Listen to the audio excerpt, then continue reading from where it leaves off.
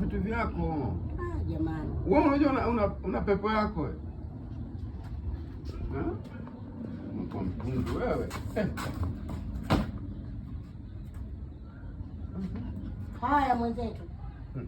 Domo hilo umelifidua. Utafikiri pindo la blanketi.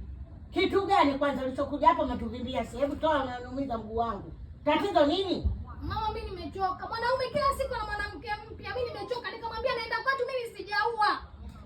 Wewe ulimwambia na chumba? Wewe akili huna kwanza. Acha mambo ya chumba. Huyu akili hana. Sasa wewe unaivunja ndoa yako kwa mikono yako miwili, eh?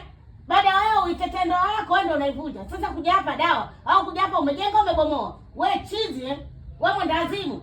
Vumilia. Ndio maana yake.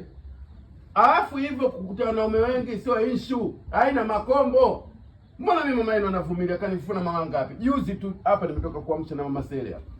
Na ana hata nongwa. Hivi mwenyewe ninavyokuambia saa 12 nikitoka hapa na kama kawaida. Ana hata huyu ana roho kusema kubana. Wewe mbona unakuwa na roho mbaya hivyo?